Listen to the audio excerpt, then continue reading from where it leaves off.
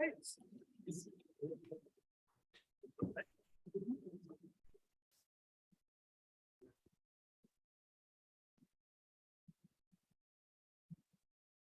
So, yeah, welcome to our panel of the Network and Social Movements. In case someone should not know me, I'm Marian Isolata, and online joining us is Dr. Lotzkin, who is the second convener of this panel. And yeah, just a few words regarding the contents. Our panel refers to the emergence of movements and the possibility of transformation, which can occur. It refers to interaction and protest forms in view of current social political dynamics, like on one hand, the tendencies that transcend society are related to media and social cultural development and framework conditions that are European disintegration, the rise of populism, the evolution of knowledge and growing mistrust in institutions, and intertwined with these conditions, current challenges like the pandemic and the resulting economic crisis, or most lately the war of aggression by Russia against Ukraine.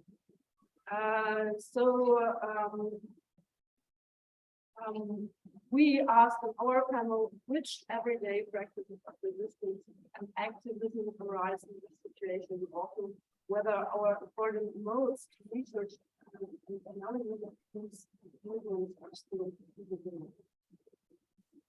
Now, Marion, sorry, is there like a main microphone in the room that you would be able to localize? Because I think there are some points when we are losing the sound a little bit. yeah. I just adjust the microphone just a little bit.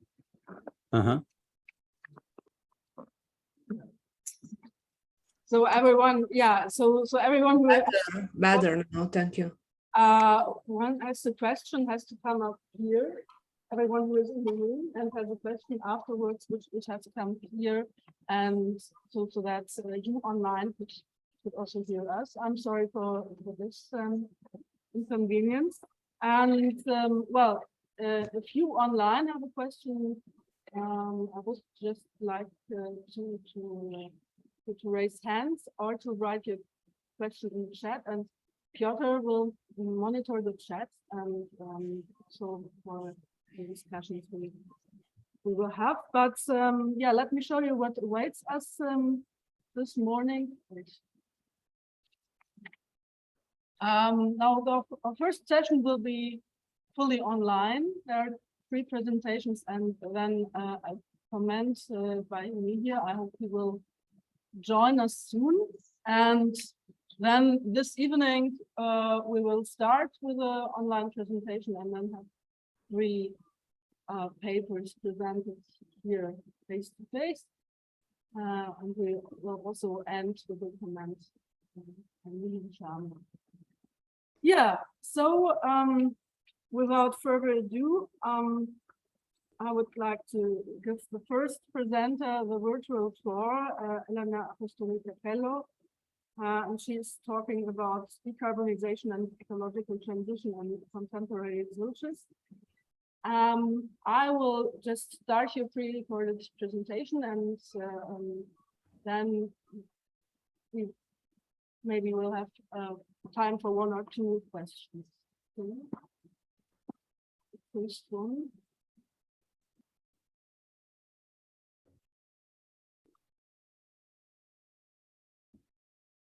Is it to me? Yeah, we are now hearing, or we are now listening to your presentation. I will start it, right? Yeah. Okay, perfect. Okay. Hello, good morning. This is my pre-recorded presentation, and let's talk later for questions and comments. Well, this is an intervention about industrial crisis and loss of citizenship, as you will see. Well, The rise of phenomena such as the Gilets jaunes movement in France has shown the general public and the scientific world the urgency of examining the link between the ecological transition and the resistance from below that it arouses. European climate change mitigation and adaptation policies, and in particular the European Union's agenda for decarbonization at the heart of the European Green Deal, attempt to respond to many challenges, including local opposition and the emergence of populist and anti-scientific discourses, mainly in coal and carbon-intensive regions. The Tipping Plus project, funded by EASA2020, that is financing the fieldwork I present here, works into this political framework. Here we examine two local phenomena that seem to us to be connected in order to study the cultural consequences of decades-long dispossessions and the possibilities of mobilization from below in Sulcis, South Sardinia, you can see in the map, and in San Pietro Island, Carloforte municipality in particular, which is the small island you can see at the border of the island of Sardinia Island. Two phenomena. The first is the lack of a protest movement against the serious environmental and social consequences of the presence of the Portovesme coal-fired industrial plants. Two, the emergence of a participatory local municipal protest movement against the offshore wind farms decided by the Italian government within the REPowerEU framework, a pivotal mega project of the regional and national energy transition strategy. This movement was born from below in recent years and is now welcomed and supported by local institutions. The Sardinian region of Sulcis, affected by a deep industrial, social, environmental and energetic crisis, knows the cultural dynamics of dispossessions and, in an endemic sense, of colonialism. In addition, here the Enel, Internazionale Energia Elettrica, the National Italian Electric Manager, coal-fired thermoelectric plant in Portovesme, seems unable to transform itself, and unemployment has brought with it the highest level of poverty in the country. Nearby, the energy transition envisaged by the Italian government involves a large offshore wind farm off the island of San Pietro, which is widely contested by the island's population. Here you can see a focus on the San Pietro Island with the red label there. We are conducting at the margins of the mining region of Sulcis in San Pietro Island, indeed, an ethnography aimed at understanding the role of some local socio-cultural aspects in decarbonization processes. In particular, we focus on the local industrial crisis linked to the decarbonization of the region, which has produced the economic crisis and dispossession of entire communities. This context sees an increasing mistrust in regional and national institutions. Two thematic clusters emerge in the fieldwork: renewable energy related artifacts, solar planets and panels and wind farms, and the Portovesme industrial complex, which is on the Sulcis coast. Therefore, ethnography seems to fragment continuously, but it is precisely fragmentation that is a salient feature of this study. Actions and potential movements that do not become citizenship, but at best opposition.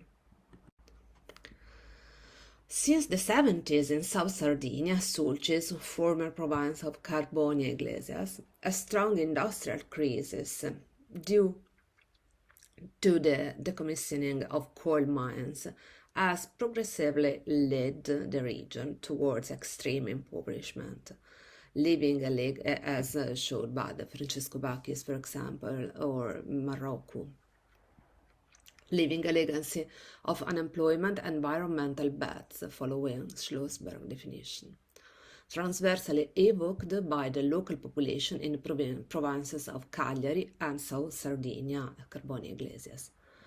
Until the 19th, the industrial crisis in Sulcis was characterized by significant collective political action documented by Bacchis on the trade union level.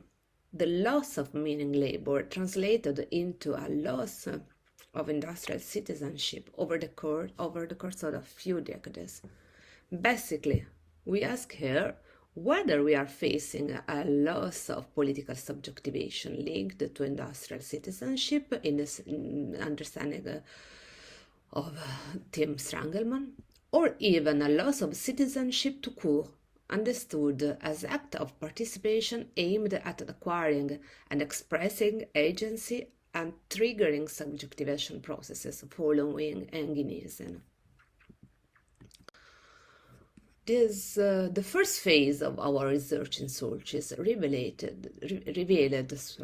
through interviews with journalists, environmentalists, activists, and local administrators, and local press also as a secondary source, the existence of a small community that is highly diversified from the Sulcis regional context. This is the island of San Pietro, 6 kilometers off the coast of Portovesme. The island covers an area of 5 kilometers and has about 2,000 inhabitants, of whom about 1,000 are second owners living elsewhere, mainly in the northern Italy. From the Sulcis socioeconomic dynamics, the inhabitants of San Pietro rhetorically distance themselves by claiming a strong ethno-linguistic difference as descendants of the Genoese colonists, which is testified by the works of Toso, an ethno-linguist.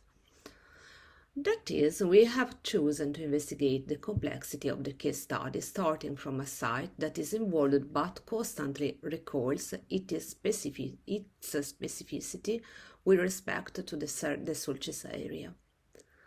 Local sources present San Pietro as a prefigurative community with an ecological bent. We expected, therefore, to conduct a fieldwork in a context of social-environmental activism shared by the entire community of San Pietro Island. Presented to us by the first interlocutors as a potential regional vanguard in the bottom-up driven ecological transition, it is indeed the home of several EU-funded, H2020-funded, sustainability-oriented projects. Starting from this geographically marginal site, we attempt to redefine the boundaries of the entire functional region as a whole in order to understand whether the discursive differentiation regime of the inhabitants of San Pietro corresponds to a truly different economic and cultural regime. In fact, the island until the 70s fully participated in the coal mining economy by constituting a coal transport hub. Also around the 70s, the island's inhabitants found massive employment in the steelwork of Portovesme, opposite, a coal-fired and highly polluting site we already mentioned. Today, the island of San Pietro suffers, albeit to a lesser extent, from the same expropriations, environmental beds, it has pollution and health problems of epidemic proportions and unemployment, as the Sulcis as a whole. The community discursively exhibits its ethnicity all the time and, as a matter of course, constantly perform it. For example, through highly participatory festivals that celebrate the community, such as the Festival of San Pietro or il Girotonno. We hypothesized that it was precisely the emotional attachment to the place that constituted a resource for a collective engagement oriented towards environmental conservation, opposition to highly polluting development model suffered by the entire community, and or community management of renewable energy sources in an area in which the small island is a pioneer through the EU-funded projects.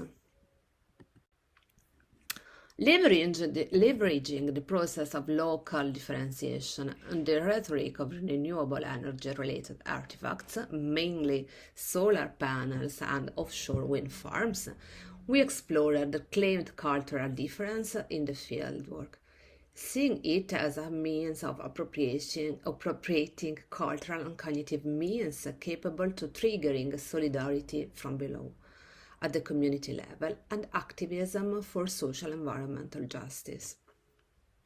About solar panels.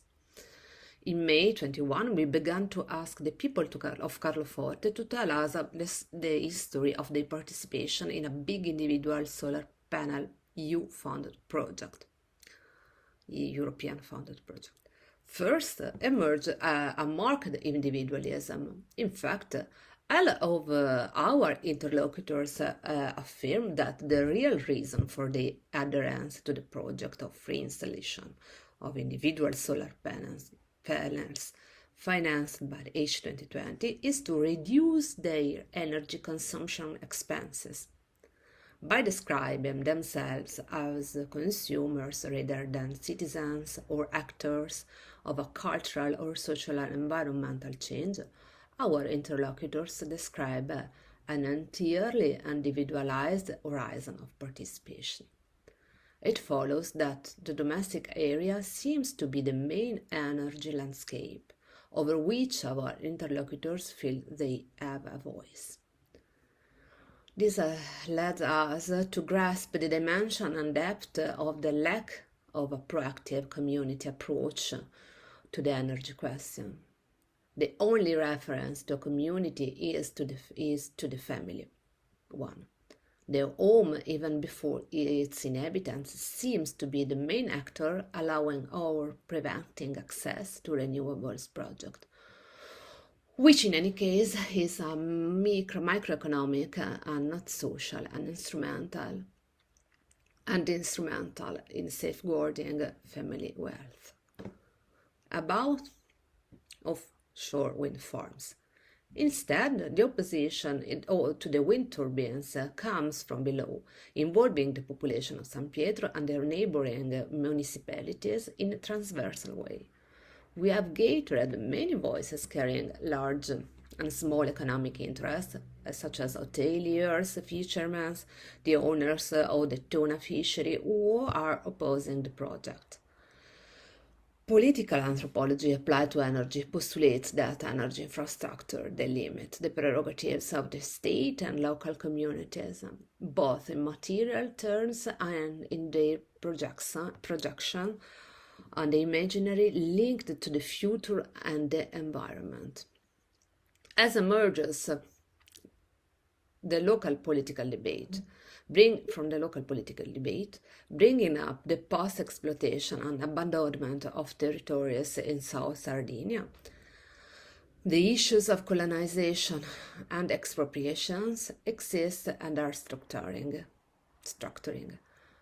Participatory opposition does not seem to be so much against the wind turbines in itself, but against the methods of governance that involve searches without considering its citizens as actors to be involved. Participation takes an anti-state, anti-elite, and or anti-scientific form in ordinary discourse in the conversation we have in the country, but it organizes itself and takes shape as a claim to citizenship and the right to have a voice through the work of municipal institutions. The fact that the organized voice of this protest takes the NIMBY-like forms is, in our opinion, to be read as a sign of the pervasiveness of energopolitics in the sense of Boyer, that crush actors on the mere possibility of opposition and leave no space, first and foremost cognitive, to think and think beyond the dialectic between imposing frames of big projects and local resistance to them.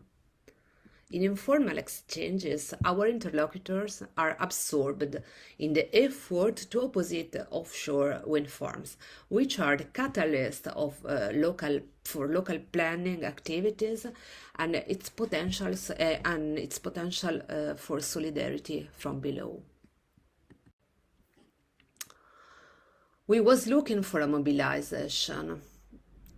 Ethnography led us to reconsider our expectation of finding a site of environmental justice activism, despite the previous trade union socialization of mining and coal industries issues.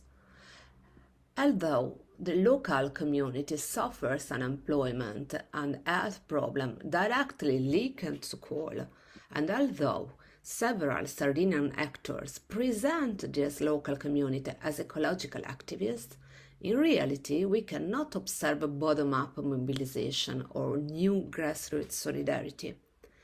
Expropriation and industrialization imposed with a colonial logic by large national and supranational economic actors have fragmented local societies to such an extent, even those that discursively distance themselves from the disastrous context of Sulcis, have fragmented an extent that they have entrenched the conviction that the local communities have no power whatsoever to transform society, or that this transformation is not theirs to make. We observed the difficulty present on different scales of identifying the community as a key and proactive actor to social transformation, in social transformations. Using the energy transition as ethnographic entry point, we have shown that, first, decades of national and international industrial policies that have not involved the local population or regional decision maker. 2. Decades of top-down imposition of development models, first based on coal and now on large-scale renewable energy plants. And 3. The vision of Sardinia as a large production platform internalized by the population. These 3 elements have profoundly fragmented the local population sense of community.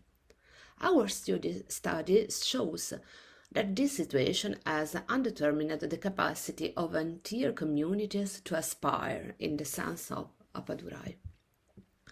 Their ability to carve out margins of agency that do not lead back to relationships of dependence and subordination, and ultimately the ability to build alliance and grassroots solidarity oriented towards social change. As a collective action, what emerges today is above all resistance to a repeated external imposition of development models parallel to a now crystallized local inability to acquire control over the territory and community life. Local communities do not seem to have sufficient cognitive resources to radically break out of the interpretative framework of colonization undergone. In fact, attempts to activate themselves as a community and exploit the levers of social environmental justice to try to take ownership on their own destiny in a planned way are little shared and do not structure the political, individual, or collective subjectivities. potential activists do not become citizens in this sense, and the horizon of action remain protest and only opposition. Thank you very much, and let's talk about this presentation in the question time. Bye. Yeah, thank you very much. Linda. Hello, good morning. This is my pre-recorded presentation. Okay. So we have time for only one question, and then we will have more time at the end of the session. So does anyone online or offline have a short question? Michael, was that a question from your side? Or? Yeah. Yes. Okay, thank you very much for your beautiful presentation. I thought it was really interesting. To me, one thing I think is really important, but not really clear to me yet, and that is because on the one hand you say there is opposition to the wind farm from below, this anti-state, anti-elite, anti-scientific thing that's happening, and on the other hand you say there's this inability to carve out local agency. I don't see. Isn't this what they are able to carve out this kind of agency? And I think, but I'm not really sure that this is related to how you kind of make this very radical distinction between activism on the one hand and citizenship, which is, in your eyes, completely different. Maybe you can explain this a little bit more. Can I answer now? Yes. Yeah, just short, please. Yeah. Yes, in short, thank you very much. It's a huge question. And yes, if I have correctly understood, you ask why I say that this opposition is not through activism or citizenship. It is because in daily life, they do not, my subjects, the subjects do not have participation practices. They don't participate in assemblies, even if the local institution, the municipality, is still organizing public assemblies or action to coordinate at least this opposition between municipalities and into the municipalities. Well, subjects do not participate. They only perform in words their opposition to the wind farms, but they don't do nothing, even not even the protest is not organized protest or with performance or manifestations. It's only discursive practices that don't structure true movement. That's why I say that this is not citizenship. When they do have financing and means for do something alternative, for example, solar panels financed by the European Union. I mean, you have money, you have the means, but they don't socialize it. They do for themselves, for save money, but there is not a public practice for sharing these visions. I hope it is clear now. Okay, yeah, thank you. Yes, very clear. Thank you. Yeah, thank you. Yeah, Piotr, I guess we have to postpone your question. Shall we do more questions at the end of the panel? Yes, because we have also, although he is not here, I guess I hope he will join us. We have the comment button here at the end, so we will have to spend more time for the question at the end. So we proceed to the second presentation by Randy Urban and Pedagogen Aslan, Reclaiming Hope amidst winds, hope as stubborn refusal and act of defiance. And yeah, please share there.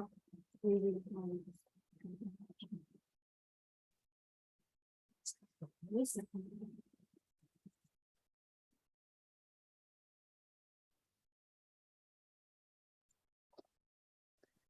Hi, thanks so much, everyone. Welcome to Reclaiming Hope Amidst Ruins. Hope is stubborn refusal and acts of defiance. I'm Randy Irwin, and I'm here with my colleague, Hedda Asklund. We're from the University of Newcastle, and we wish we could be there in person. I'll be there live, but we're going to present a recorded video for you today.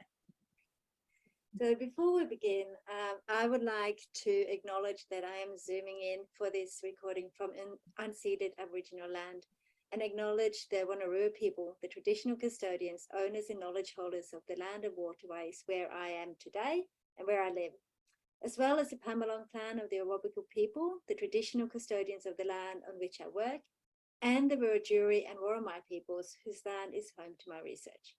I wish to pay my respect to all Aboriginal elders, past, present and emerging, and recognise that sovereignty has never been ceded. It always was and always will be Aboriginal land. And I would also like to acknowledge that I'm coming to you today from the land of the Bidjigal people of the Eora Nation, and that their sovereignty was never ceded. Additionally, some of my work for this paper was conducted on the lands of the Awabakal people. I would also like to pay my respects to elders past and present. Of course, none of my broader work and research would be possible without the Sahrawi community, who have allowed me into their homes and onto their land. Okay, so I don't know what happened. If it does not work. Did it stop working? I can play it from my computer. I can play it from my computer if you want, but it should play through. Yeah, it stopped for some reason. Maybe you can share screen from there. Yeah, it may be better. Sure. Okay, give me 1 second to pull it up. Thank you. Sorry.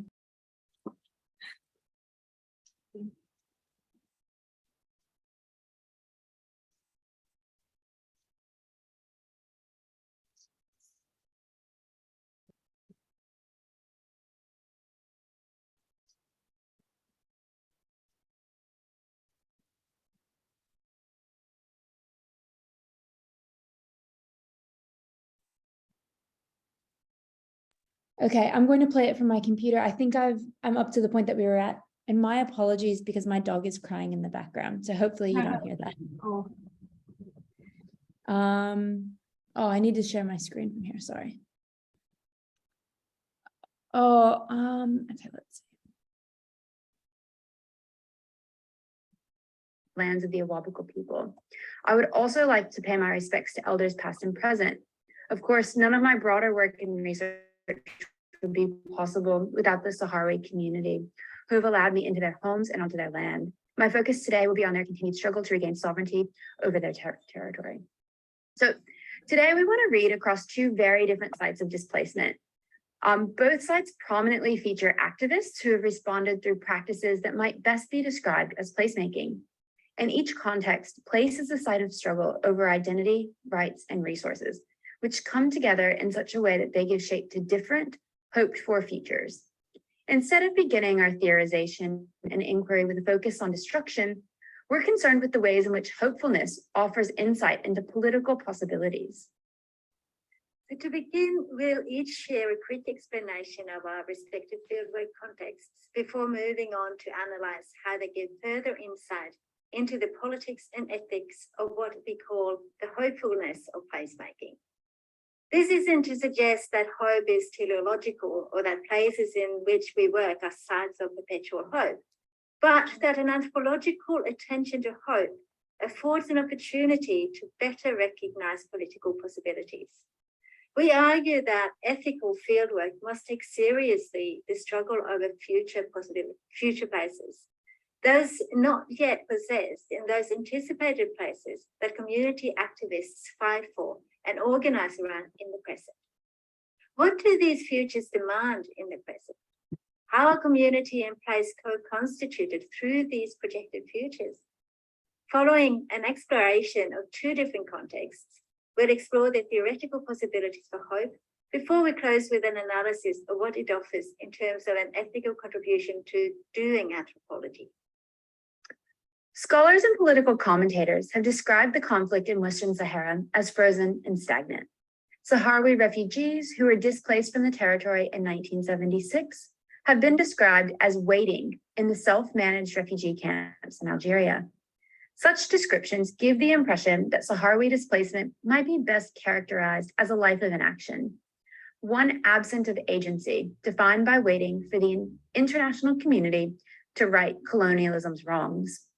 The struggle for an independent Western Sahara is one driven by frustration within the Sahrawi community and beyond. For decades, Morocco has pushed an autonomy plan while blocking the referendum on self-determination that Sahrawis have been promised under international law and by the International Court of Justice. At first glance, it seems as though the possibility for Sahrawi independence is slim, as Morocco has courted diplomatic support for the status quo from powerful actors at the UN Security Council, which holds the responsibility for negotiating a referendum. Yet, Sahrawi refugees have refused to acquiesce to such dominant depictions of a frozen conflict, as youth activists in the camps run workshops on how to challenge Moroccan-led natural resource extraction. These youth-led workshops serve double purposes. They seek to block the further extraction of the territory's wealth in order to preserve it for their return. But they also create a pedagogical opportunity for sharing the history, the qualities, and Sahrawi connection to the territory itself, an epistemological project that is central to the shared sense of identity and place that would be key to any future referendum on Sahrawi independence. As a researcher who attended a range of workshops and events in the camps, I was consistently struck by the infectious hopefulness that permeated the work of youth activists seeking to imagine and work towards a future Western Sahara that would offer liberation and independence in the wake of decades of destruction. And you can see some of that here. Youth activist workshops are characterized by the perceived inevitability of Sahrawi recognition and the promise of the territory's resource wealth, which is used to project a hopeful future that sustains the political struggle in the meantime. Here, the hope for a different future, one which I was told would render Western Sahara the next Dubai, works to transform the destruction of the present into a future opportunity. Such hopeful expectations have also shaped the political strategies of the present. The UN ceasefire agreement in 1991 has led to what some Sahrawis have described as the new war.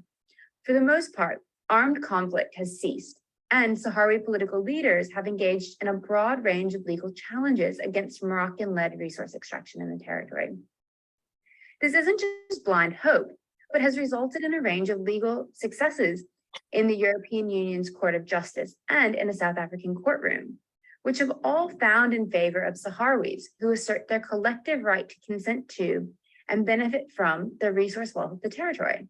A move only possible because of the legal, political, and historical work that has sought to counter Moroccan configurations of the territory and mark Western Sahara as a profoundly and exclusively Sahrawi place on the basis that they are the people of Western Sahara. Now, geographically, culturally, and politically far away from the Northern African desert and the Sahrawi refugee camps is the small rural community of Wala, which is situated on the eastern edge of the Australian Great Dividing Range.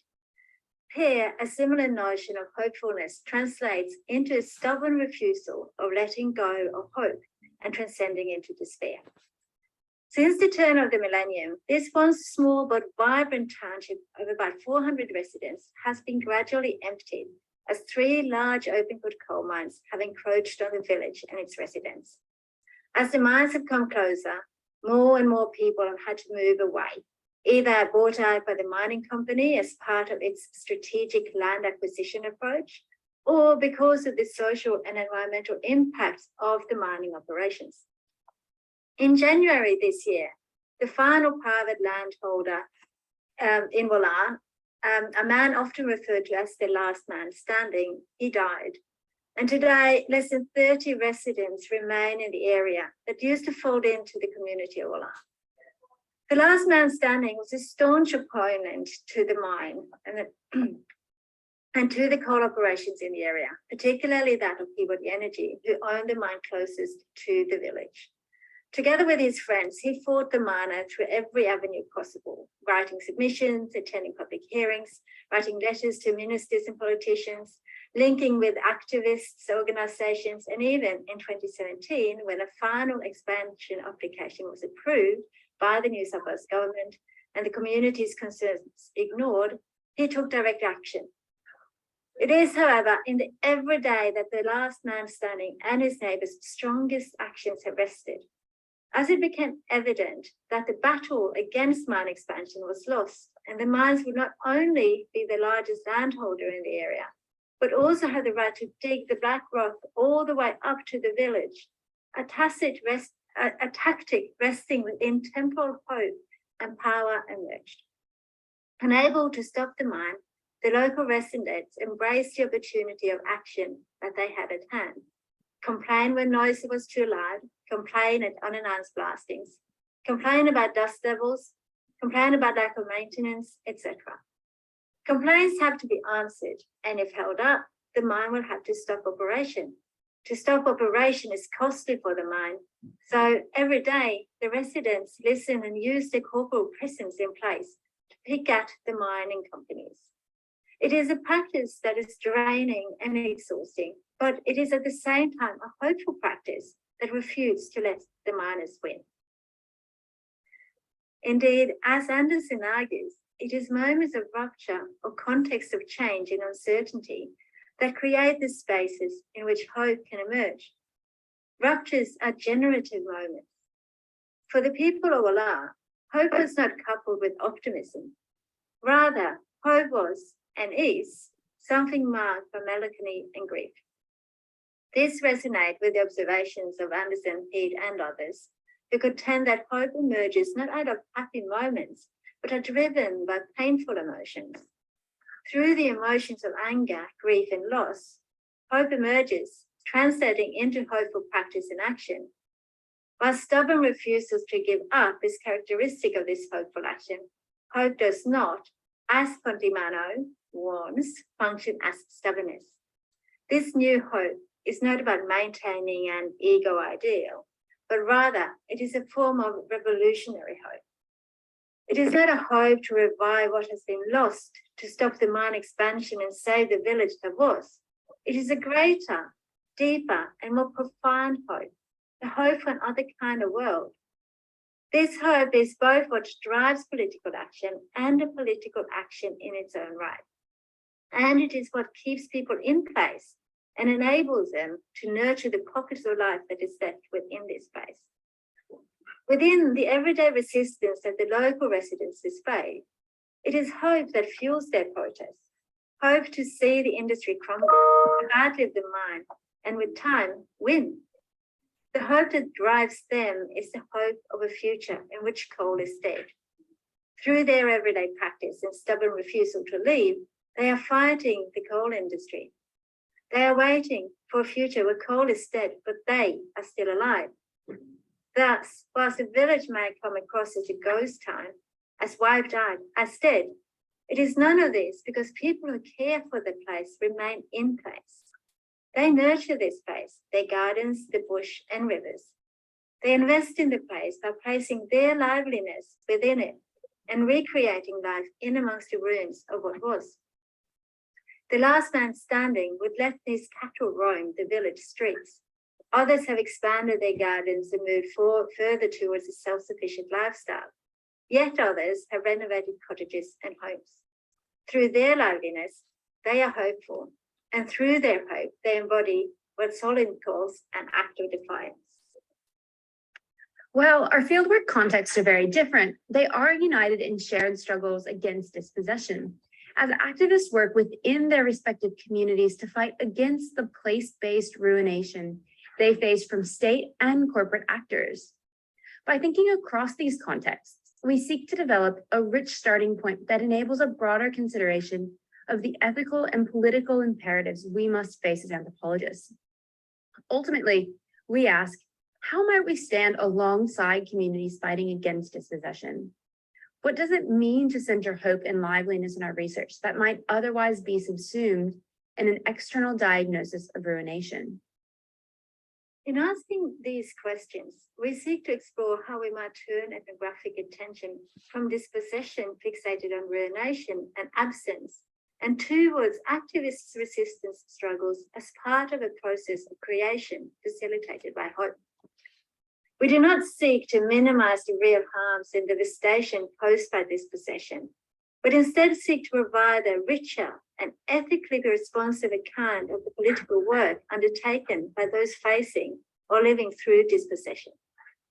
We argue that an anthropological account in tune to hope and action in the face of dispossession forms part of our ethical commitment to our interlocutors as we emphasize the centrality of hope within any account of political possibility. If, as other scholars have suggested, disaster and ruination resignify and order the impact world anew and instigate new knowledge of life, so too might the hope embedded in placemaking practices for those fighting against displacement. Such placemaking practices craft configurations that break with the dominant places reconfigured by displacement or the threat of it. Similarly, Georgina Ramsey has argued that displacement is not simply a product of being forced out of place, but it's coupled with what she describes as temporal dispossession that robs one of a future and his accompanying sense of security. In attending to and writing with hope, we seek an ethical anthropological practice that takes seriously community imaginaries that challenge this temporal disjuncture and offers a future that breaks with the present, a future that guides political struggles. With this, what is hoped for becomes the site for anthropological inquiry, and we as ethnographers gain a lens with which to look beyond ruin and devastation. Through a focus on the political possibilities of hope, we call for an anthropology of placemaking that moves past settler landscapes, offering lines of sight for political imaginaries. These imaginaries offer a vision of a future that reshapes the horizon of possibilities. Though we are careful not to suggest that we, as anthropologists, author such stories of hope, or that we create the possibilities for such hope in communities experiencing displacement. Instead, what we seek to show is the ways in which anthropology might do more to better recognize the political possibilities and actions that are embedded within and made possible by a community's orientation towards hope. This is also not a call to work in communities of hope, but to better recognize hopefulness and its possibilities in diverse fields. Part of our work is to find hope that may hide within layers of ruin, find ways of articulating this, and generate a narrative that nurtures it, and through which our interlocutors can garner strength in their fight. Through this attention to hope, we seek to offer solidarity with communities struggling against dispossession, as we take seriously the ways in which hope offers an opportunity to author alternative accounts of place that extend beyond those of dispossession and domination. This is not neutral scholarship. It is positioned and it takes a stand. It is not in itself hopeful nor driven by hope, but rather garners its strength from a commitment to justice and a desire to stand alongside the people with whom we work. Julie Petit, writing on place and belonging for Palestinian refugees, provides careful attention to the ways in which identity and place are intricately bound within the landscape of political possibility. For her, this possibility is not about a return to a past, but instead the possibility of a future that is different and still in place of one's own. Such places are sites of opportunity and imagination. However, this is not to suggest that they are not or cannot be real. Instead, they are contingent formations that emerge out of the nexus of identity, place, and displacement that go on to inform and give shape to the political claims authoring of future connection to land. Hope is essential for such futures because, as Ahmed argues, to give up hope would be to accept that a desired future is not possible. Without hope, the future will become impossible. Bodies would not reach for it. The lines of sight that shape such future connections offer alternatives made possible by new configurations that are not fixed in history. Whilst being hopeful does not determine the future, It ensures that alternatives remain possible in such future ulterior way. Drawing on our field sites, we suggest that the hope embedded within futuristic narratives of return or continued present offers a starting point for examining political struggles that take on forces of dispossession at multiple scales. In the context of Western Sahara, such future narratives of possibility are authored by Sahrawi refugees who've spent more than 40 years in exile. For Sahrawis, practices of placemaking in exile offer the opportunity to not just imagine a decolonized life elsewhere and otherwise, but to create futures that authorize and give space to new political possibilities in the present. Importantly, hope itself is central to the authorship of alternative futures. In the context of Wallah, the few remaining residents embrace a form of radical hope that works against despair and positions them at the forefront of the fight against fossil fuels. Hope here translates into placemaking practices that generate liveliness and hopefulness in their own right, creating a space in which residents hold the temporal power as they strive for a future where coal is dead and community alive. Thank you so much. We appreciate you listening. We're sorry that we're not there in person. Okay, that's the end of the video. Sorry about that. Thank you very much. Are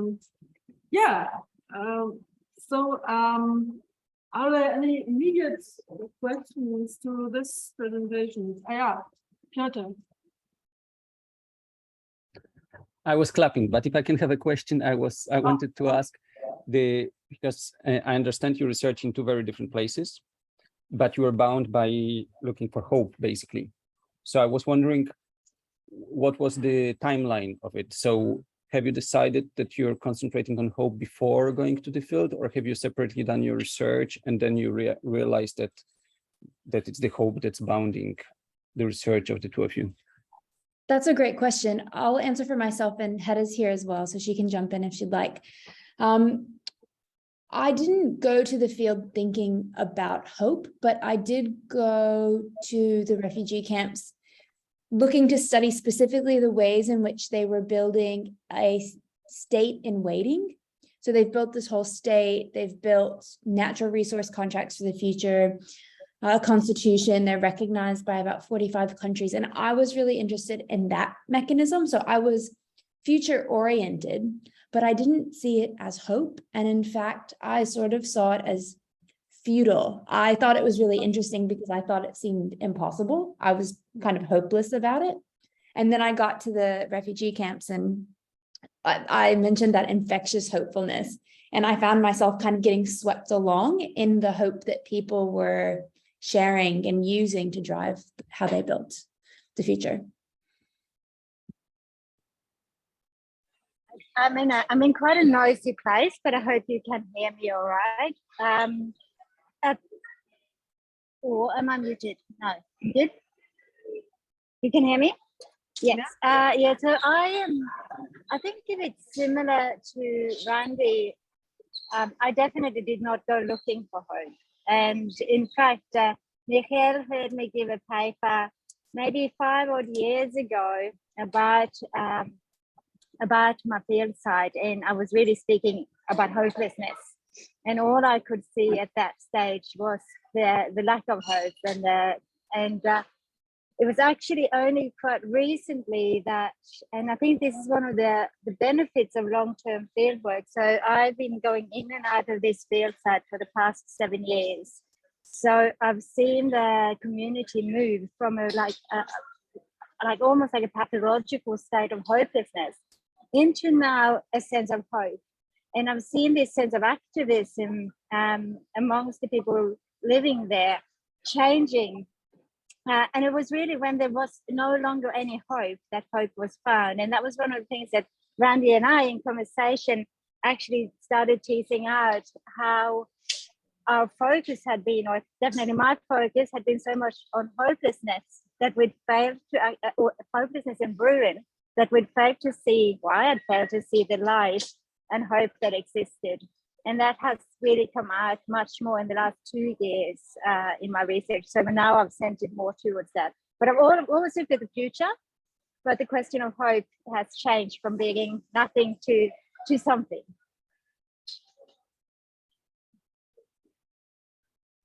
Perfect. Thank you. Thank you.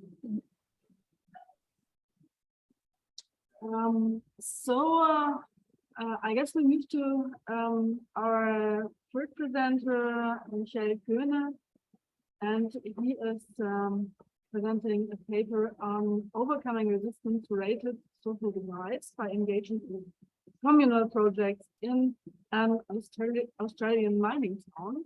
And he also has a pre-recorded presentation. So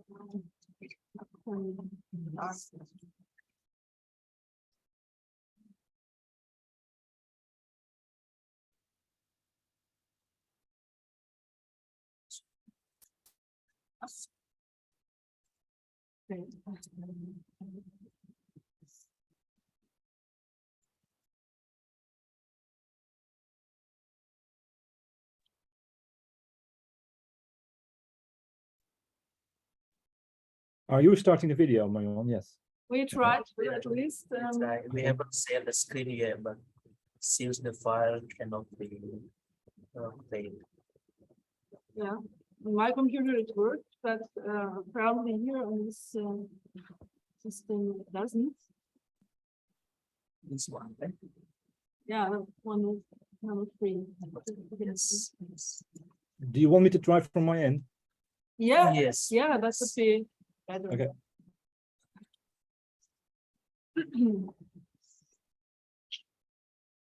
Oh, wait. I didn't share sound. Sorry, I have to stop this. Stop that.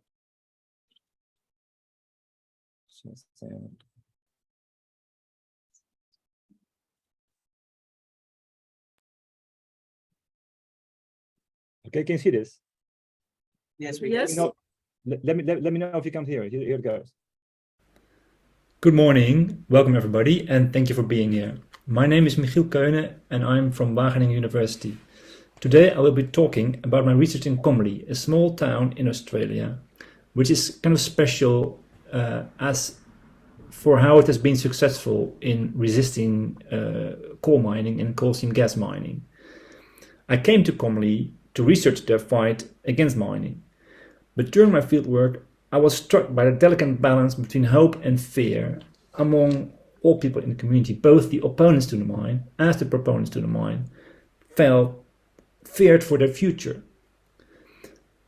Today I will focus on the opponents, on hope as a driver for their activism, but also on how this activism has led to negative sentiments, which in turn led people to direct their hopes elsewhere.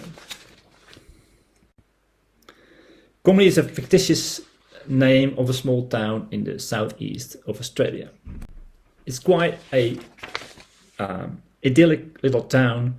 It only has 2,500 inhabitants, but it is the biggest town in the far surroundings, 1-2 hour drive in each direction to find a bigger town. It has an economy largely based on cattle, tourism and retirees. It has a long history of extractive industries, going from sheep to timber, to dairy, to meat, to coal and coal seam gas. People feel quite positive about this. They say it brings jobs and keeps the town alive. But they also feel dependent on it at the same time. They say we need something like that, an industry to come to our town. Since the 1980s, there has already been a small coal mine that has led to only little resistance. But later a bigger mine was announced, one like this, a big open pit mine very close to the town. The people that are positive about the mines are mainly positive about it because of the jobs, as you can tell by looking at these women. And of course, who wouldn't want to drive a big truck like this? But what these trucks do is that they may destroy beautiful landscapes. This is Anvil Hill in 2006, and this is Anvil Hill only a few years later, when it has become Mangoola Mine, and Anvil Hill has completely gone.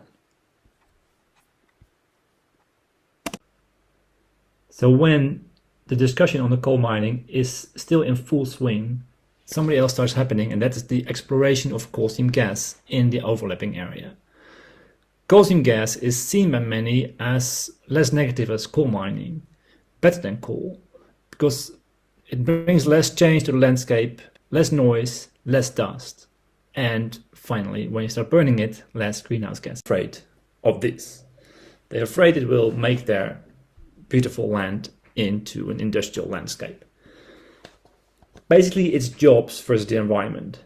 The main argument of the opponents to the mine is that they are afraid for their health, afraid for the environment, and that they are looking for a future of rural bliss, of peace and quiet. Whereas the opponents to the mine, they're looking for jobs, they're looking for economic development, they're looking for a future for their children. Or as the leader of the proponents to the mine explains, I'm not pro-mining, I prefer cows. But when it comes anyway, I try to profit from it. So clearly both groups have put their hopes on different futures. Now first I will be looking at what happened in the resistance against the mine. The opponents to the mine are active in multiple strategies. The first is knowledge-based. It's about writing reports, for example, on the complex groundwater and geology, about careless wastewater disposal, about poor risk management, about procedural glitches, but also about illegal political donations and about indigenous rights. These documents are studied extensively and then put in reports, and then they bring them to politicians, investors, and governmental bodies and confront them with these texts. And then they say, from now you cannot say anymore that you did not know. From now on you will be culpable if you go on. So this is the first strategy, this knowledge-based strategies. The second strategy is to participate in all kind of public participations procedures, while also denouncing them at the same time. So they participate in the community consultative committee, they participate in a local dialogue that was set up, but they also denounce them as saying, okay, well, we're not getting the information that we need, we are only being swamped by useless numbers. The third strategy that they're using is stuff that is slightly more in your face. It's non-violent, but sometimes illegal. It's largely inspired by Lock the Gate, which is a national organization that helps all kinds of local communities that are organizing against coal seam gas extraction in their areas. They provide visuals, they provide ideas for activities, financial support, and also they sometimes provide the numbers that are needed in the street. So they organize a number of things. They organize a demonstration at the coal seam gas company headquarters in Sydney. They organize a street march to town. They organize knitting nanas, so elderly ladies dressed in yellow sitting at the sidewalk knitting while answering questions about what they're doing. They block the fracking site. They set up a protest camp. They put up a vigil on the road, and they have a very strong media campaign on Facebook, but also on the local and national press. All these tactics against the company generate a lot of media attention, which of course is important to make it effective. But at the same time, it's felt as a personal attack by the proponents of the mining in the community. They see it as an attack on them and criticize what they see as the wrong use of the main street, for example, which they see as which is for business, not for politics. Quote, "This does nothing for community, it's just polarizing. It's an absolute circus. We have never been like this. We get sick of that. Everything was exploited, even the farmers' market. This Farmers' Day has become a protest march. They violated, disrespected the community." Proponents also hated the disrespect of private property, of illegally chaining to gates, machines, and entering private property. Quote again, "If people chain themselves to the gate, it's absolutely rubbish. Why make such a nuisance here and inhibit local people that try to make a living? Go protest at the offices of people that make decisions. That way there would be no conflict in town between honest workers trying to feed their families." This discomfort about certain kind of strategies is also felt by some of the opponents to the mine. There's this very strong sense that activists are seen as lazy people, as people that are on the dole, people that don't deserve a voice because they're not, productive. For these reasons, people are highly reluctant to be seen as activists. Margaret, for example, who explains to me that she comes from a very conservative family of large-scale beef farmers, who are mostly pro-mining and climate change skeptics. But still, her family opposes the fracking as, quote, "We look after the land, that is where our money comes from." She didn't like the idea of placards and wrote letters to the minister instead, but later, when she heard about the marches, she went anyway. She found it rather distressing to walk down the main street, to be seen sort of as a protester, holding up the traffic. As he says, protesting is not in my DNA. I put my pearls on, to show I'm not a dreadlocky, braless, tambourine-banging radical. Despite some reservations and this feeling of difficulty about being activists, overall the opponents felt quite good about their resistance. It felt good to actually do something and share emotions. And sharing emotions provided hope in desperate times, finding both purpose and friendship. But when these struggles take years and years, both the struggle against the mining and the growing divide within the community began to cause a lot of misery. For two reasons. First, the strong divide causes people to lose their friends, to lose their sense of community, to lose the trust in people, to lose their happiness, to lose their sense of home. People cross the streets when they see somebody coming towards them. People stand separate at schools. Some businesses are very pro or against and lose business from other side, start losing business from the other side. And there's a little bit of a violent atmosphere where people are warned to be careful about what they say, by both their friends and by the police. People don't want to be seen with certain people. Windows get smashed, and there's a lot of hateful postings on Facebook. The second reason is that the frustration about losing the fight, about this fight going on, is that people start to have feelings of anxiety and depression. So in this negative sentiment, what happens is that people start looking for something positive, something other than activism to direct their hopes at. And I have 3 examples of this. One is about organizing a local conference on sustainable futures. The second about organizing a local renewable energy cooperation. And the third is about organizing local food production. This is a picture that I missed. This is a group of women that organizes the Sustainable Futures conferences, 3 in a row every other year, starting from 2015. They are looking for new ideas to provide hope for a shared future. Quote, "We need to offer an opportunity, how we would do it differently. What do we need to do in our community to grow, to be resourceful? And if we say no to fossil fuels, what do we say yes to? Looking at the way forward." This group of women is chaired by the person who's also the chair of the opponents to the mining. And it attracts especially people that are, some of the more radical protesters against the mining. They're actually actively looking for something not so negative, trying to do something that makes you happy and gives energy. And everybody in this group is very happy about the space that this organizing gives them, to dream their hopes, to actually work on what they hoped would be the future, rather than just working on what they hoped would not happen, the mining. A second activity is Energize Commonly. This initiative develops community renewable energy project by doing feasibility studies, raising funds, managing solar projects, and delivering renewable energy to commonly homes, while providing installation and maintenance jobs. So they're working the energy of the future by trying to reconcile the environmental needs with local need for jobs. And it's run mainly by people who supported the activism by the opponents of the mining, but did not really take activist roles themselves. So they're looking for an alternative for mining in terms of both energy and jobs. The last one is the Comedy Project, a community food production project, an initiative for local horticultural food production, focusing on organic food production, distribution, and direct marketing. They have a food stall each week, and home producers bring their food, but they also have a plot for demonstration and training purposes, teaching people how to make their soils productive. By the founder, this is set up deliberately as a scheme to become independent from extractive industries. As he says, it's finding a way to get away from being a source of extraction.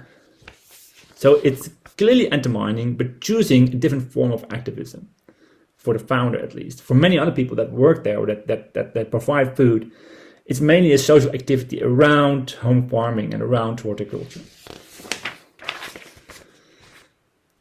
So what do all these say about hope? In social movement studies, activism is often seen as a source of hope, which was also the case in comedy. But in this case, it also shows how this activism can lead to burnout when activism itself is seen as something that is just doing something negative and is seen as something that is causing a divide within the community. So not only hope, but also losing hope. Here people are looking for alternatives to regain hope, to get positive feelings and to regain community.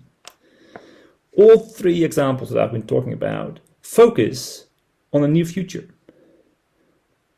trying to overcome the community divide by looking for an alternative future in which fossil fuels are no longer central. People hope to overcome the split in the community in this way, but it doesn't really work. And that's not really a surprise, I think, because also these positive actions are about stopping the mining, not through protesting, but by producing alternatives to mining. So that's kind of my first, I think the insight is that this focus on a new future is really focusing about something that is not mining. Another insight is that people grouped together around certain resistance strategies are now staying together in doing something positive. The activist women are looking for a radically different future, and less activist people take the route of eco-modernism and energized Gloucester, and home gardeners find each other in the community project. So, by way of conclusion, it shows how hope is an important aspect of hope is that it's about a future orientation, but it's also something that's actively produced. It's produced in choosing direction and working towards it. It's a very active way of hope.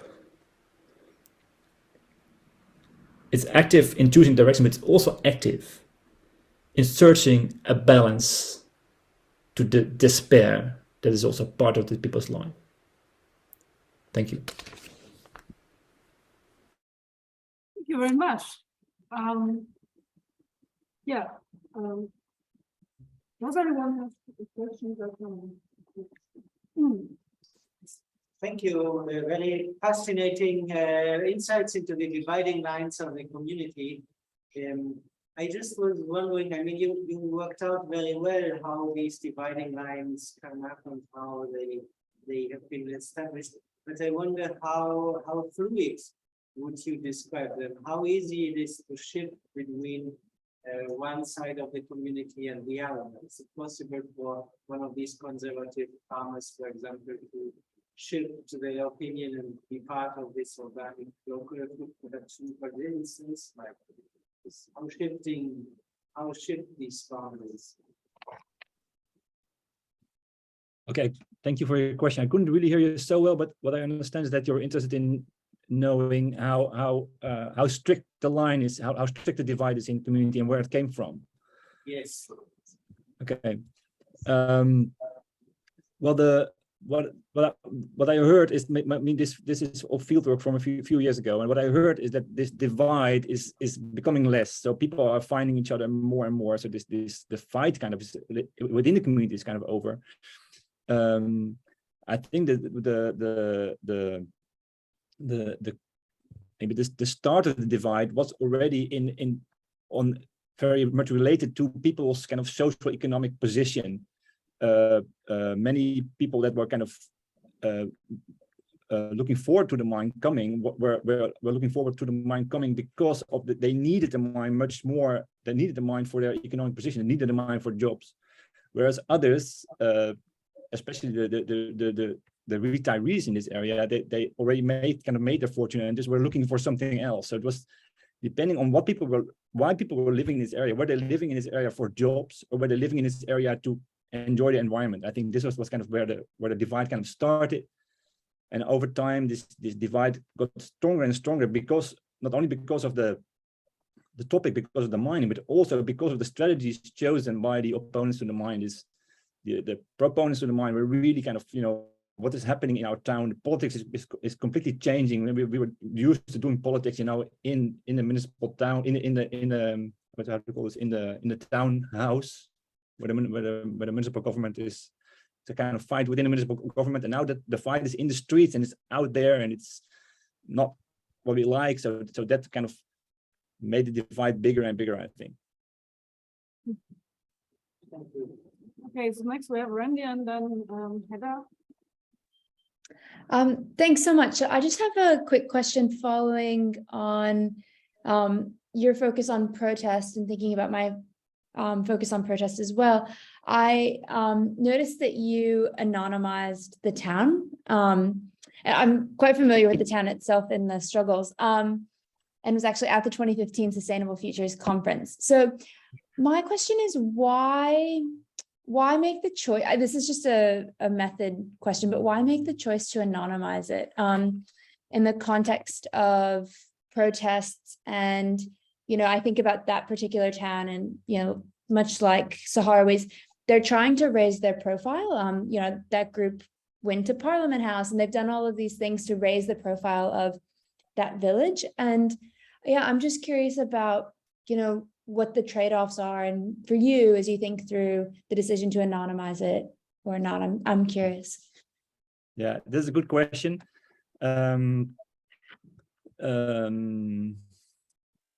I think because if you think kind of in a more kind of activist kind of ethnography or activist kind of anthropology, it might also be useful to not do that. But I decided to do it anyway because I'm in the process of writing a few different articles about them, and some are becoming quite personal also about these people. So I was thinking it was kind of just more fair to them to kind of to anonymize it. Thanks so much. All right, Hedda. Yeah, thank you, Michael. So lovely to hear another presentation and hear where this work has gone. As you know, I've also worked in this village, and I think just as a comment on what your response to the first question, I disagree a little bit with that it's just a socioeconomic. I think it's a very particular character of this development was that both the mine and the coal seam gas wells were going to be very, very close to the city, to the town centre, only 3 kilometres away, and led to significant displacement of the rural estates in that area. So I wonder if it's worthwhile, and I also know the people that were supporting it actually lived out of town. So I wonder if it's worthwhile as you continue working on this paper, maybe also thinking a little bit about what actually geographical proximity may mean in this context as well. But I think I'd love to talk more to you about the project. What I'd be interested in is to hear if you have any reflections on the differences between the coal seam gas and the open cut coal mine activism, if you notice any sense of difference in hope in that, or alternatively, how the activism there was, I guess, pushed, or how that manifested. Okay, thank you. Yes, I would assume proximity plays a big role also, but I've also spoken to farmers and people living very, very close to where the farm would come, to where the coal mine would come, and they were still pro the mine. So I didn't, really check it this in terms of numbers. So I wouldn't really know that, but absolutely sure that there's much more to it than just the socioeconomic aspect. I would agree about that. Yeah. And then your other question, I think it's also absolutely true that the activism against the coal seam gas has looked very different than the activism against the coal mining, and I think this is partly because the coal seam gas was something that was directing a lot of was getting a lot of attention in the news and in the media internationally, also kind of in worldwide, in Australia, but also worldwide. And this launched a whole new kind of activism, also really supported by Lock the Gate and by providing new visuals, providing new language to protest. Whereas coal mining, there's so many coal mines being developed in Australia, and there's so much protest at all these coal mines, and this is somehow not really news maybe in Australia. So I think that's why one of the reasons why it looked very differently. Very different. Yeah. And well, our last question is by Piotr, and then we will hear, as I have understood, this shared comment by Piotr and Miriam about these presentations of some. Yes, this is what I wanted to say, that well, one is that we have a question from chat. So Angela is asking, she says, all presentations were extremely interesting. Thank you. Gave me lots of food for thought. A question to Michelle. Were there instances when people blurred the divide, when they were not sure whether they were in favor or against? So there's a question. Then once you answer, we'll have Mihir and I will do short discussing, not too long, so that there is time for more questions. Okay, thank you. Yes, there's also the people on the fence. People that cannot really decide, people that don't want to decide because it is too sensitive to decide, because they don't want to be seen as to be only on one side. For example, people with shops that often kind of, keep their cards closed, I guess. And there's also instances where people that are very strongly on different sides still work together. They still maybe they go to churches together, they go to sports together. They join the fire brigades together, because those are the kind of the places where the decision has kind of been made. Okay, here we don't talk about mine. Here we do something else. So this very strong divide. There's also a lot to say about how this is not really a very strong divide, and how there's all kind of things happening that cross the divide. Yeah.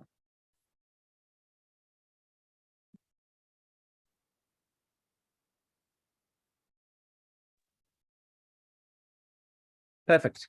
Okay, shall we have a couple of minutes of discussing? Yes, I guess you and Mihir. Okay, yeah, so I hear you very badly, but yeah. Okay, so I will start with discussing Elena's paper, and then Mihir will take on with discussing the other two. So thank you very much for this paper, Elena. It was really, really fascinating. So you studied in Isola San Pietro, a very small place south of Sardinia.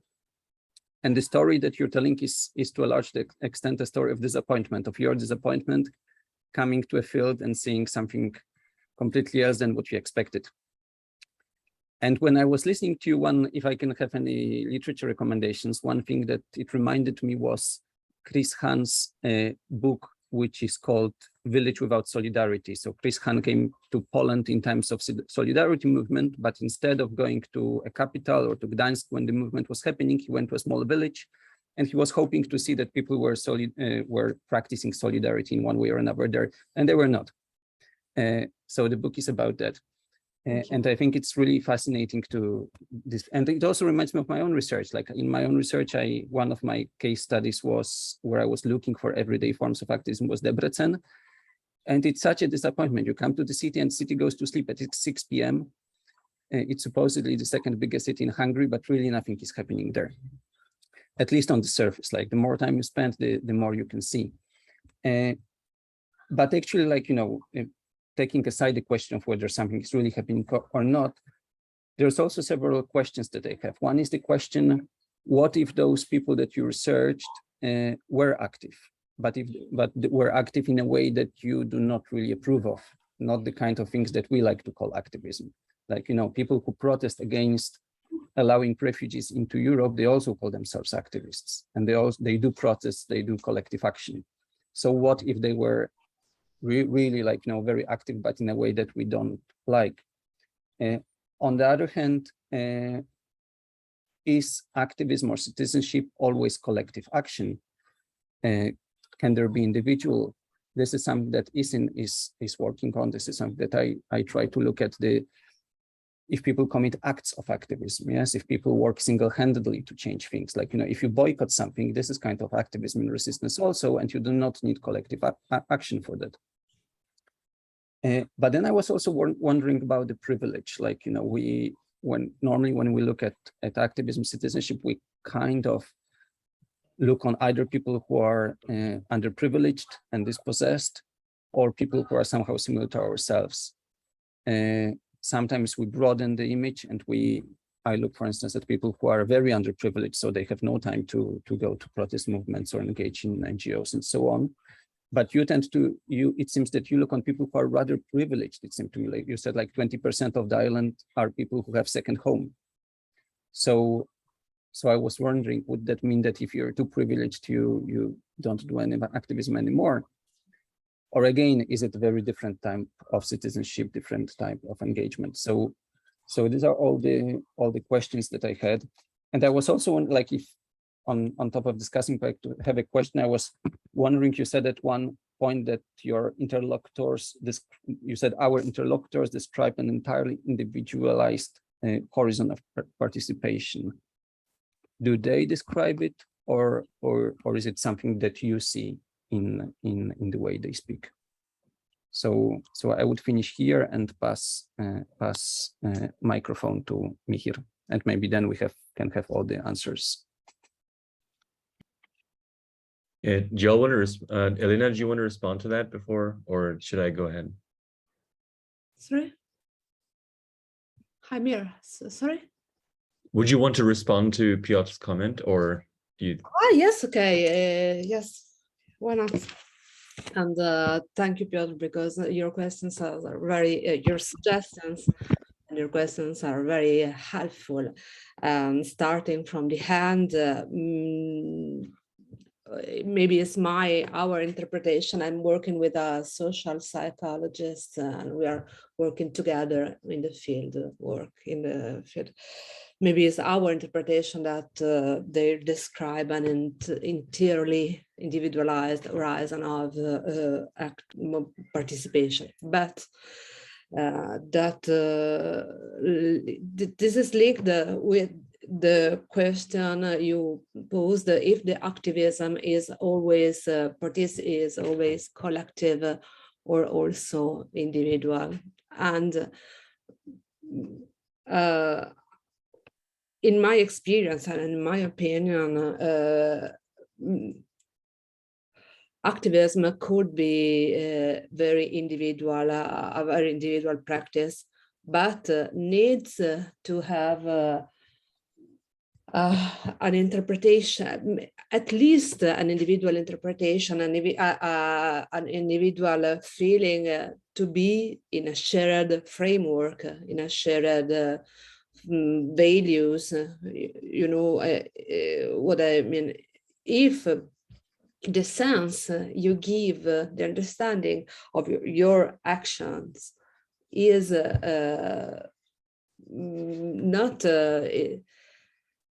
it's not shared, and you're maybe not doing a political action. This is my deception is about the lack of an historical, or yes, let's say historical vision of a shared vision of the history, a shared vision of the future, even if the actions may be individuals. Okay, it's about values, and if they are too privileged to act, maybe this is our question, but this is about the people that don't stay in San Pietro all year long. The others tell us the history of their privilege, but they don't are privileged.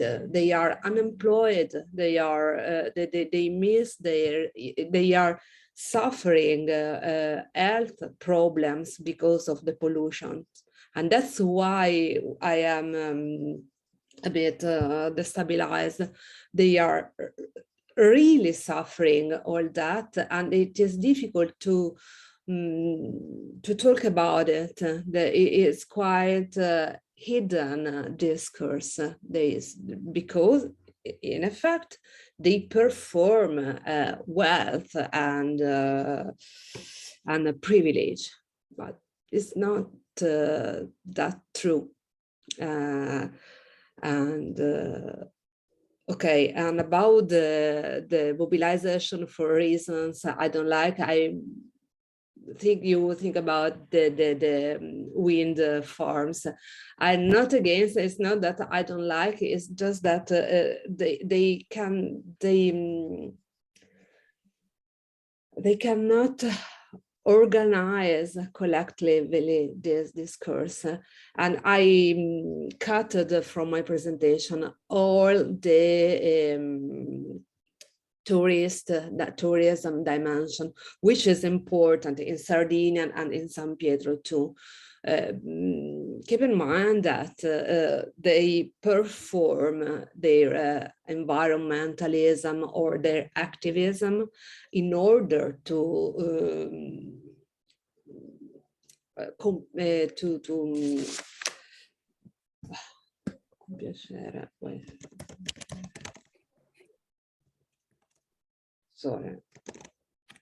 please the tourist attempts.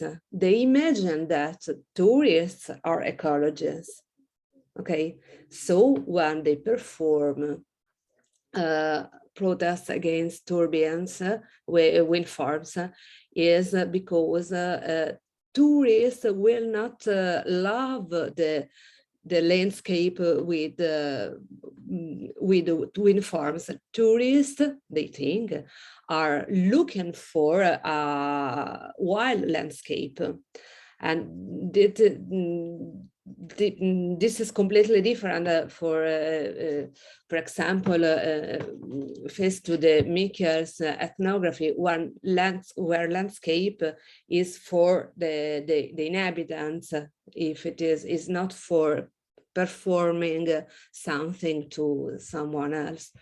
And this is why I think I talk about dependence and subordination. Thank you, Elena.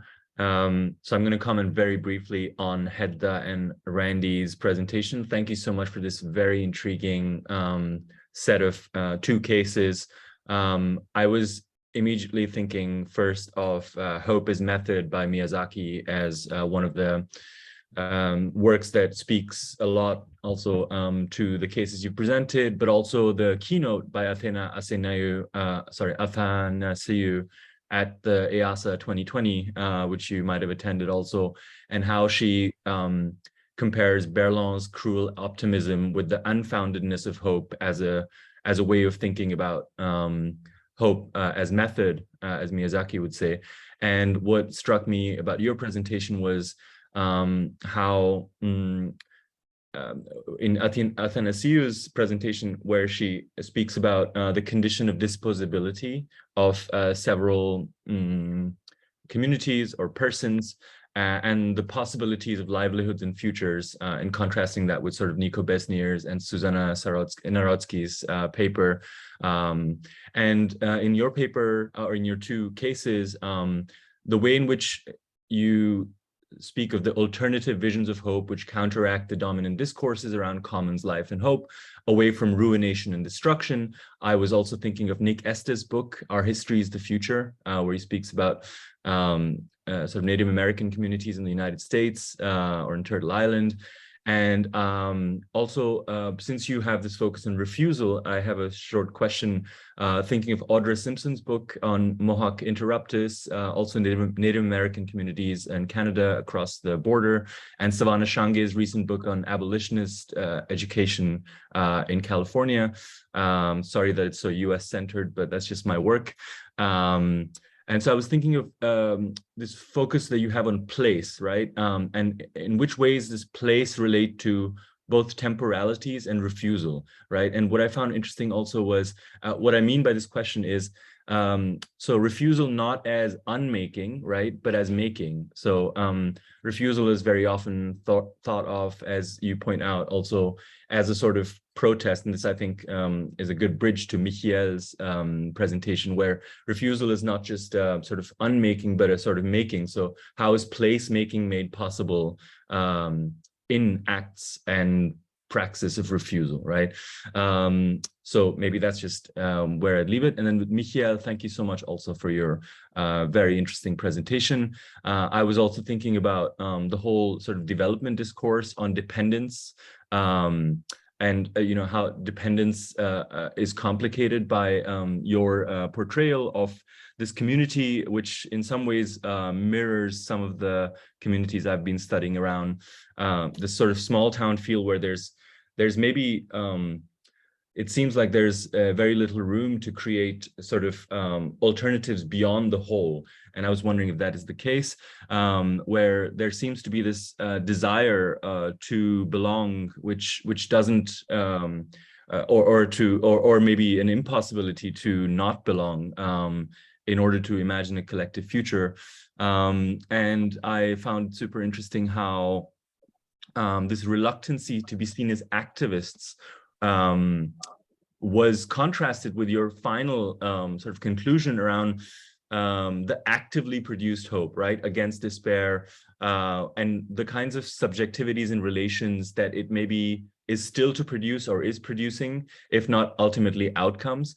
And I was wondering if you could say a little more about this sort of counteracting of negativity around activism by other forms of actively doing things. So kind of goes back to Piotr's question about, you know, how we understand and maybe also categorize what activism might mean, where it you know, conforms to a certain way of imagining even what people would do. So for example, the relationship between the subjectivities of who's a protester or activist versus who is actively organizing a sort of potentially shared future, as you put it.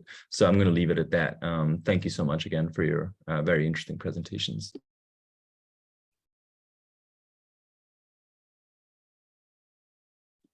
Thanks so much for your comments. Would you like us to respond to them now? Is that the... Yeah, sure. Sorry. First of all, Meher, thanks so much for those comments. They're really generous. And I couldn't help but sort of smile and nod, because in my broader work, I spend a significant amount of time engaging in particular with Audra's work on refusal, to think about exactly how this refusal as a starting point becomes the necessity for making alternative claims about place and the state itself. Sahrawis have to refuse Moroccan presence and Moroccan occupation and Moroccan control of resources as a starting point for the legal cases in South Africa. And in that instance in particular, Sahrawis had $5.5 million worth of phosphate returned to them because they argued that it wasn't Moroccan to begin with. And they showed their constitution, they showed their mineral codes and all of these sorts of things, and showed that that was exclusively theirs, and refused to recognize that Morocco had any presence in the territory at all. And, you know, they might be there physically, but that was inconsequential to the argument that they were making legally, and it was successful.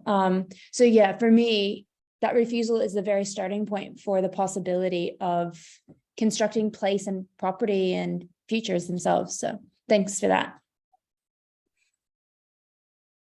And I don't know if you had anything that you wanted to jump in.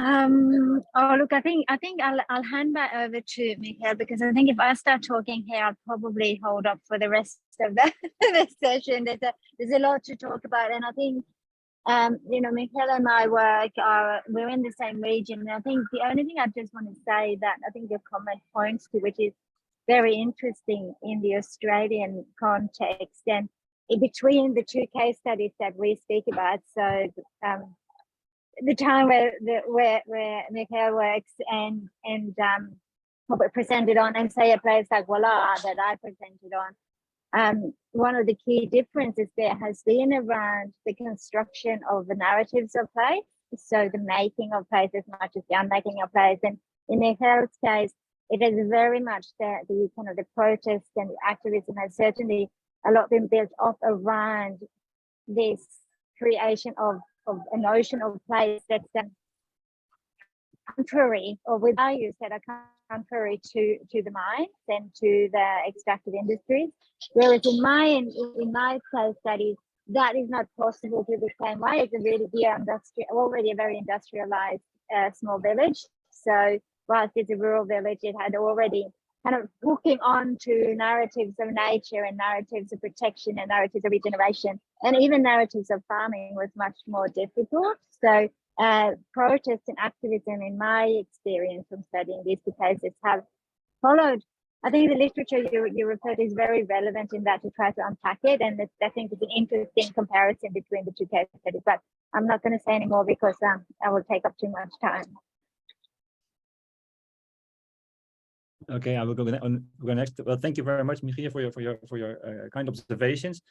It's absolutely true. It is this impossibility in this community to have this imagination of a collective future. I think there's just these two different collective futures that are being imagined that are kind of opposing each other completely. I think that this is one of the starting points of where the divide started from. So this is definitely a big problem, I think. The other thing about the reluctance to be seen as an activist, I've seen it a lot more also in other places where I've done research in the Netherlands. For example, where I was studying a group that was always saying, "Oh, we're not activists. We're not activists. We are a group working together towards something. We don't want to be seen as activists." They always called the newspaper, "No, we're not activists. We're something else. We're just citizens. We're just ordinary people that are fighting for their future." And then I liked also the contrast that you made between protesters and active organizing other things. And I think this is quite an interesting question actually that you're asking here to which basically comes down to, okay, so how do the people in this community, when do they see something as activism, and when do they not see something as activism, and how is this related to being positive or negative? I think this is a very good question. I would have to think a little bit about this, but thank you very much for the question. Yeah, thanks everyone. Thank you for your presentation, also for the discussion to people online and in the room. Thank you very much. Oh, now we have a break, and then we will continue with the second session on 2:45, 2:45. And yeah, I'm looking forward to meeting everyone there. So, have a nice lunch. Nice break and lunch. Good. Yeah. Thank you very much. Thank you all, and see you soon. Thank you. Thank you. Bye. I will have to go out from the Zoom now. Yeah. For all. Thank you.